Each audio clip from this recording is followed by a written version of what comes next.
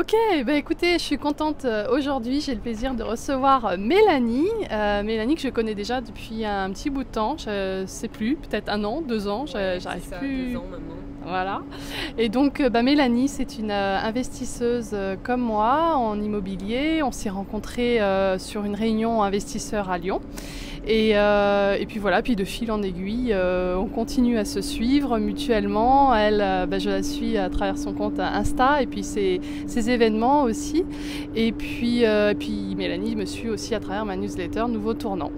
Donc écoute, je te laisse te présenter, comprendre où tu en es, comment tu as pu investir, tout depuis zéro, puisque tout le monde peut-être ne te connaît pas encore, donc ça serait sympa que tu te présentes. Salut Christelle. Donc du coup voilà, moi Mélanie, j'ai 26 ans, voilà, je suis on va dire slasheuse, j'ai plusieurs activités, j'aime bien ce mot qui définit bien une personne qui fait plusieurs activités. Donc effectivement j'ai investi à 24 ans, voilà, je m'étais donné cette deadline lorsque j'ai découvert un petit peu tout le monde de l'investissement immobilier. Je me suis dit bon ben voilà, c'est maintenant, c'est cette année et du coup j'ai investi pour la première fois il y a 2 ans. Attends, ton slogan c'était pas être riche avant 25 ans du coup? Alors non, du coup ça sera non, pas riche avant 25 ans, ça sera plutôt riche à 30 ans. Voilà. C'est ça. Voilà. Exactement. Et donc du coup je continue sur cette lancée puisqu'on vient de faire la deuxième acquisition, donc du coup d'un second bien sur Lyon également. Donc ça sera toujours des colocations. Voilà, c'est le business que j'ai choisi, c'est plutôt la colocation pour les 2 apparts qu'on a achetés. Et voilà, je compte pas m'arrêter là, quoi. Super, mais alors comment tu t'y es pris? Qu'est-ce qui t'a donné envie de te lancer dans l'immobilier? C'est quand même pas évident, surtout quand on a 24 ans, de se lancer. Ouais, alors ce qui m'a donné envie, en fait, donc j'étais commerciale et en fait je commençais à avoir des revenus intéressants. Et du coup, je me suis dit, bon, ben, comment je peux optimiser mes impôts, en fait? C'était ça la première question que je me suis posée. Et du coup, je suis rapidement tombée sur des vidéos sur YouTube, sur l'immobilier, que j'ai regardé. Voilà, j'ai bouffé de la vidéo, clairement. Ouais. Et après, j'ai participé à un événement sur Lyon. Alors, c'était vraiment au pif. Le soir, voilà, je regardais mes actualités Facebook, comme d'habitude. Et j'ai vu l'événement et je me suis dit, bon, bah, c'est un événement sur l'immobilier, je vais m'inscrire au pif, en fait. Et du coup, je me suis inscrite. On y allait donc avec mon chéri Olivier. Et là, en fait, je suis tombée dans un monde d'investisseurs de fou. J'y comprenais absolument rien. De A à Z, j'ai rien compris de tout l'événement. J'entendais des mots, cash flow, rentabilité, courte durée, meublé, LMNP. Alors franchement, c'était du chinois. De A à Z, j'y comprenais rien. Mais c'était sur le sujet fiscalité ou c'était... Alors, il y avait des sujets fiscalité. Et je me souviens de toi et je me souviens... je sais pas, tu t'es dénoté dès le départ en fait, lors de cet atelier, puisque je crois qu'on prenait chacun la parole. Et je me souviens vraiment de toi et je me suis dit, tiens, elle, je pense qu'elle va aller loin. Ah ouais? Ouais, vraiment. Je me suis vraiment fait cette réflexion, tu vois, je me souviens encore de toi alors on était assez nombreux quand même. Ouais, c'est gentil, mais ouais. Donc du coup, après, je me suis lancée, j'ai commencé à faire des recherches. Alors bien évidemment, quand tu sors d'une conférence que tu n'as rien compris, tu prends des notes, mais puis après, tu recherches un petit peu sur Internet. On a de la chance avec YouTube, tu as tellement d'infos gratuites que tu peux aller piocher de partout. Donc voilà, j'ai commencé à m'informer, puis après, on est passé à l'action, quoi. D'accord. Voilà. Ok. Donc première coloc, tu l'as trouvée toi-même ou avec un chasseur? Non, alors on est passé par un chasseur. En fait... J'ai fait le choix d'investir proche de chez moi parce que ça me rassurait d'investir sur Lyon. Voilà, je suis lyonnaise, donc du coup ça me rassurait. Et en fait, je savais que le marché était compliqué, donc j'avais quand même regardé quelques annonces. En fait, concrètement, j'ai voulu visiter un premier appart qui était super bien pour faire de la colocation. Et j'ai appelé et le mec m'a dit qu'il avait été acheté dans l'heure en fait. Et c'était juste pas possible. Je me suis dit, bon, il passait trop de temps, donc j'ai préféré passer par un chasseur. Et quand tu fais ton premier bien, ça rassure aussi de passer par un professionnel qui sait orienter et qui a l'œil de l'investisseur finalement. Quand il visite le bien, il se dit ok, ça c'est rentable et toi tu connais pas forcément. Donc je suis passée par un chasseur pour le premier bien et pour le deuxième d'ailleurs aussi. D'accord. Voilà. Ok. Et là, du coup, est-ce que tu peux nous partager, grosso modo, ce que tu peux dégager chaque mois? Ouais, tout à fait. Donc en fait, c'est une colocation qui fait 60 mètres carrés. Il y a 3 chambres, donc 3 colocataires et on loue la chambre 500 €. Donc ça fait 1500 €. Et alors aujourd'hui, on a un différé. On a un différé qui fait 400 €. D'accord. Donc bien évidemment, quand on montera au loyer sans le différé,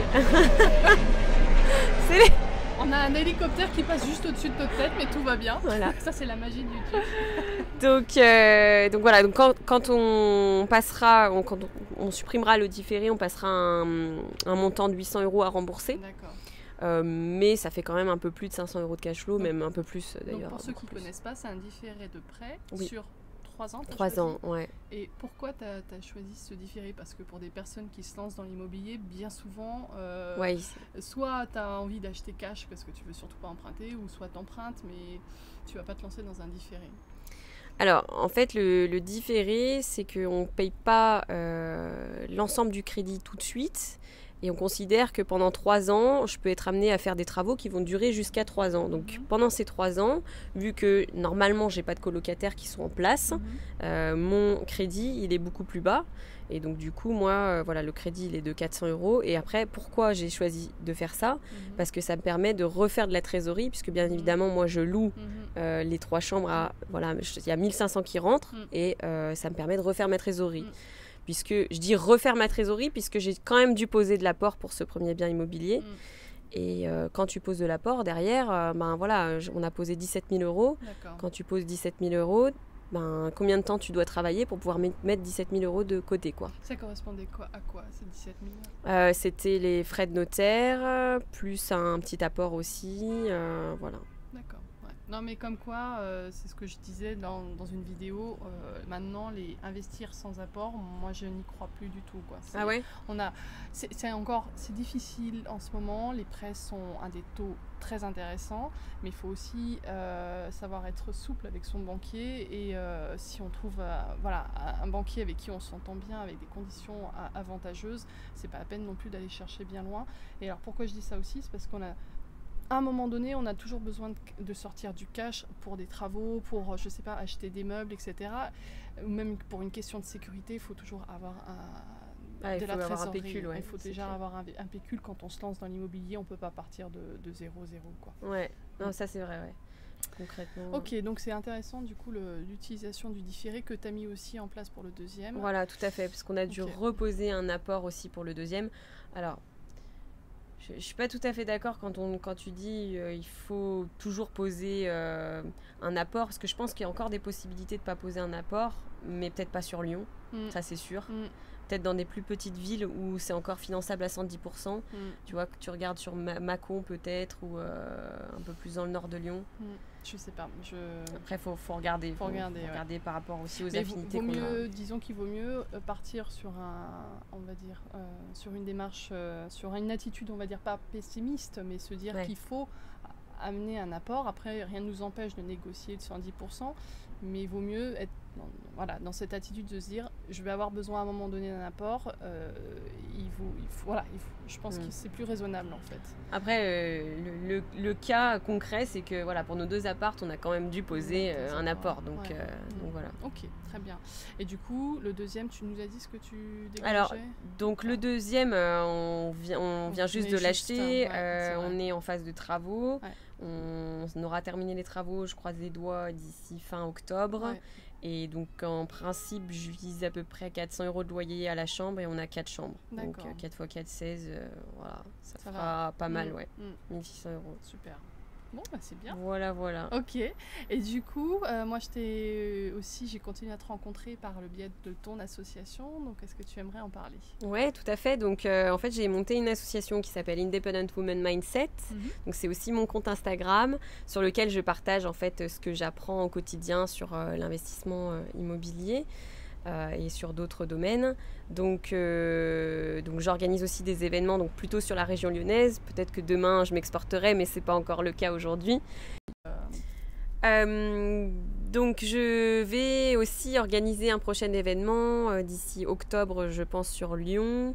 Et voilà, je partage aussi les événements et tout ce que j'apprends sur un blog qui s'appelle Construire son indépendance. Voilà, sur lequel vous pouvez me retrouver sur internet. Et puis voilà. Eh bien super, c'était super enrichissant, merci beaucoup d'avoir partagé tout ça. Une jeune, j'ai coutume de dire qu'on n'est pas assez nombreuses sur le marché, hein. Les femmes, on a encore du mal à se retrouver dans les réunions investisseurs, on n'est pas très nombreuses mais ça commence quand même à venir. Et de tous les âges, donc même Mélanie qui est encore toute jeune, elle progresse déjà super vite, elle va aller très loin j'en suis sûre. En tout cas j'étais très contente de te recevoir et puis écoute, continuez à me suivre si vous le souhaitez. Moi, je partage donc des autres portraits et interviews aussi des investisseuses comme Mélanie, des personnes qui sont parties de zéro, qui ont réussi à faire leur petit bonhomme de chemin pour faire comme nous, être indépendantes financièrement et puis profiter de la vie comme on le fait maintenant, en plein jour de semaine, sur cette belle terrasse. Voilà. Merci à toi. Merci Mélanie, au revoir. Salut.